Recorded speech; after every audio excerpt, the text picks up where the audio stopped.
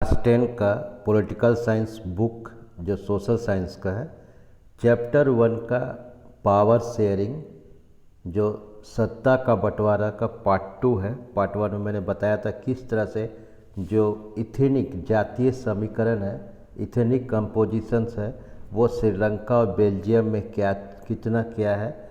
और हम लोग यहाँ देखेंगे कि मेजर जो यहाँ पर आ रहा है कि मेजर टूरिज्म मतलब कि क्या, कैसे वो लोग कितना यहाँ पर है, उनकी जो वहाँ पर देख रहे हैं कि जितनी संख्या, ज़्यादा संख्या श्रीलंका में सिंघला का, तो वो उसका प्रभाव किए हैं।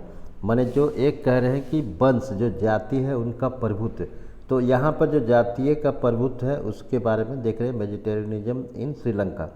तो यहाँ पर इसको अच्छा से समझना है कि ये है क्या चीज़, कितना है श्रीलंका। जैसे हम लोग चर्चा किया कि वहाँ पर जो सिंघला है कितना परसेंट है, और वहाँ पर तमिल कितना परसेंट, तमिल जैसे बताया था कि 18% है, सिंघला जो है 72 लगभग मैंने 65 या 70% आसपास है, जिसकी चर्चा मैंने किया था।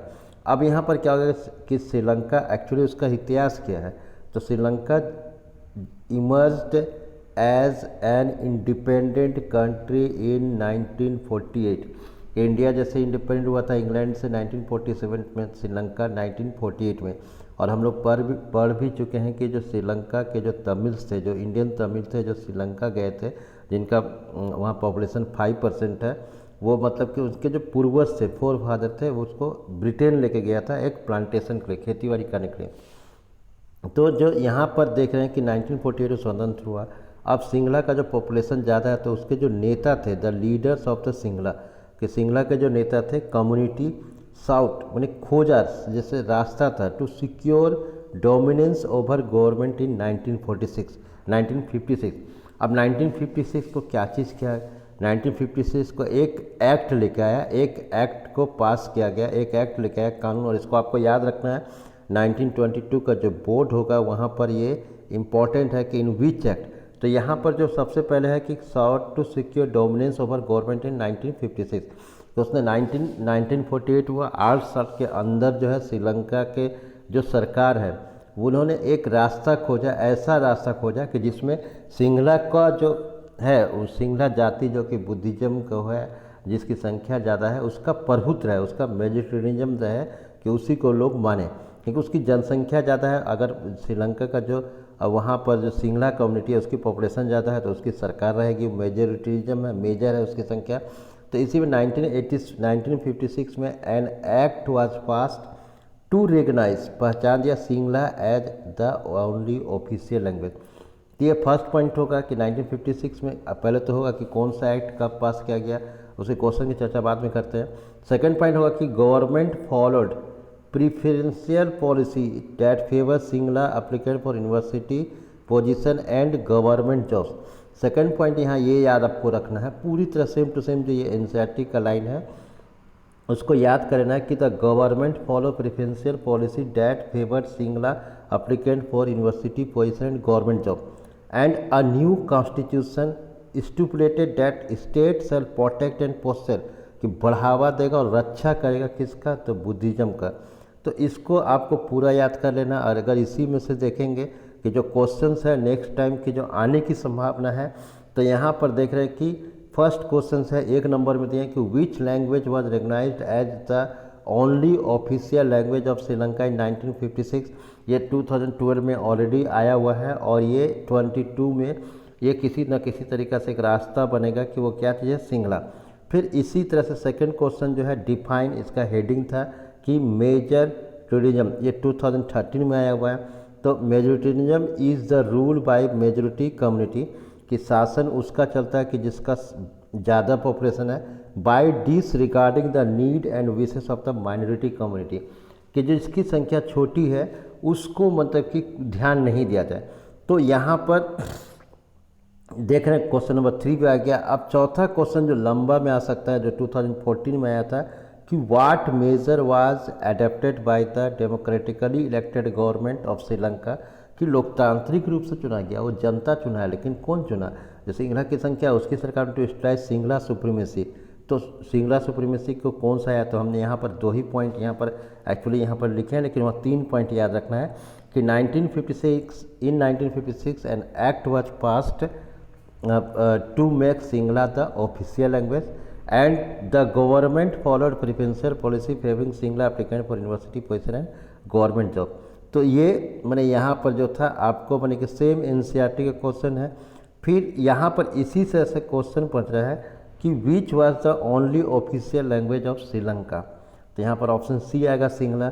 अब यहाँ से एक और क्वेश्चन जो आने की संभावना है कि describe the geographical and ethnic composition of Sri Lanka, जैसे हम बताया कितना था ये हो गया। फिर explain the 3 measures taken by the Sri Lanka as per act passed in 1956, 3 देना यहाँ पर। तो यहाँ पर अगर आप देखेंगे कि जैसे हम लोग आ रहे थे नोट्स में, एक्चुअली एनसीईआरटी का ही 76 में, लेकिन उसी टॉपिक को लिया गया है जिसकी संभावना आने की ज़रूरत है। तो 3 जो मेजर्स है, तो यहाँ पर देख रहे हैं कि ये बहुत इंपॉर्टेंट है ये टॉपिक 1956। इसको आप बुक में टिक कर लीजिएगा और इसको लर्न कर लेना है ताकि 2022 में ये क्वेश्चंस रहे। फिर ऑल दीज गवर्नमेंट मेजर्स, जितना भी ये जो सुधार हुआ कमिंग वन आफ्टर अदर, के एक के बाद एक इसी तरह से जो सिंगला लैंग्वेज है उसको इम्पोर्टेंस देने के लिए लगातार आते रहा। तो gradually increase the feeling of alienation, alienation उन्हें अलग करने का, जो तमिल था उसको लगा कि ये तो सरकार ऐसा कदम उठा रही है कि जो उसमें उसके जो उसको एक अलग किया जा रहा है, और सिंगला को ऑफिशियली करा, सिंगला को बढ़ावा दिया जा रहा है। तो as a result the relationship between the Sinhala and Tamil community strain over time, के समय बढ़ता गया और दोनों में जो एक तनाव है, एक जो गुस्सा है वो भड़क उठा। अब हम लोग देखे थे कि जो श्रीलंका का अगर मैप आप देखिएगा कि यहाँ पर जो मैप था कि श्रीलंकन जो तमिल थे, ये जो ग्रीन्स दिख रहा है यहाँ से, ये जो ग्रीन दिख रहा है यहाँ नॉर्थ ईस्ट कहा जाता है श्रीलंका तमिल, और यहाँ पर इंडियन तमिल थे बीच में। तो इसी को यहाँ पर आगे ज़रूरत पड़ेगा। तो यहाँ पर है the Sri Lanka Tamils launch parties and struggle for recognisation of Tamil as the official language. अब श्रीलंकन जो तमिल थे, जो 13% जिसकी जनसंख्या थे, जो नॉर्थ ईस्ट थे, उन्होंने एक पार्टी बनाया, और एक ने इसी तरह बहुत सारा पार्टी बनाया, और उनका एक ही काम था, उन्होंने संघर्ष किया कि तमिल जो लैंग्वेज है उसको ऑफिशियल लैंग्वेज घोषणा किया जाए, एंड रीजनल ऑटोनोमी, और उसका जो एरिया है नॉर्थ ईस्ट का उसको एक अलग से पहचान मिले, equally opportunity to secure educational jobs, कि जिस तरह से कि हर जगह पर अब सिंगला को रिजर्वेशन मिल गया कि अगर कोई सिंगला लैंग्वेज जानता है तो उसको यूनिवर्सिटी में काम मिलेगा, जॉब मिलेगा। तो उन्होंने इस तरह से संघर्ष करना चालू किया कि जो तमिल्स है उसको भी वहाँ पर काम मिले, हर चीज़ मिले। फिर by 1980 several political organisation was form. 1980 आते आते बहुत सारे जो ऑर्गेनाइजेशंस हैं वो फॉर्म हुआ डिमांडिंग इंडिपेंडेंट तमिलम, जैसे तमिलम मैंने कि एक ये हुए अलग राज्य बने, अलग देश बने इन northern eastern parts of the Sri Lanka. अब इसमें कौन कौन सा इंपॉर्टेंट था जो ये पार्ट बना, तो एक था लिट्टे, जिसके मैंने liberation of Tamil tiger Eelam ये बना, जैसे कि अब बना इंडिपेंडेंट तमिल टाइगर। इसके अध्यक्ष कौन थे, तो विल्लू प्रभाकरन, जो कि इसका अध्यक्ष, जिसकी मृत्यु हुई, मर्डर हुआ लास्ट में 2009 में। और इसी तरह से जो 2 जाति है, जो इथेनिक कंपोजिशन थी सिंगला और तमिल, उनके बीच जो था अब विश्वास बढ़ा। 2 community turn into the wide strict conflict, के एक लंबा चौड़ा जो है लड़ाई होने लगा, और इसको नाम दिया गया civil war. So it soon जल्द ही turn into the civil war. Civil war मैंने गृह युद्ध, कि देश के अंदर अगर 2 गुट में लड़ाई हो रही है तो as a result thousand of people of both the community, दोनों कम्युनिटी के हजारों की संख्या में have been killed. Many families were forced to leave the country as refugee and many more lost their livelihood, कि बहुत सारे परिवार को अपना देश छोड़ना पड़ा, बहुत सारे इंडिया में आ गए। But the civil war was caused a trivial setback of the social, cultural and economic life of the country and it ended in the 2009। तो आपने श्रीलंका में देखा कि 2009 में ये लड़ाई ख़त्म हुई। वहाँ पर श्रीलंका जब जिसका जनसंख्या ज़्यादा थी, जिसकी जनसंख्या थी उसी की सरकार बनेगा, और उन्होंने उसी का फ़ायदा उठाया, उसी जाति को, उसी ग्रुप को, माने सिंगला को आगे बढ़ाने के लिए श्रीलंका में कदम उठाया। अब हम लोग देख रहे हैं एकोमोडेशन इन बेल्जियम, कि जो सत्ता का जो बंटवारा है एक बुद्धिमत्ता से किया गया बेल्जियम में। बेल्जियम का हम लोग कंपोजिशन ऑलरेडी देख चुके हैं कि 59% जो था फ्लेमिश एरिया जो कि नॉर्थ में था, वहाँ 59% जो थे वो डच स्पीकिंग थे, 40% थे जो कि वो फ्रेंच स्पीकिंग बोलते थे, जो कि नीचे वेलमिस में रहते थे, और 1% जो थे वो जर्मन थे, जो इधर किनारे में रहते थे। अगर इसको मैप को अगर एक बार और फिर आप देखिएगा तो मैप को समझने की कोशिश करिए यहाँ पर।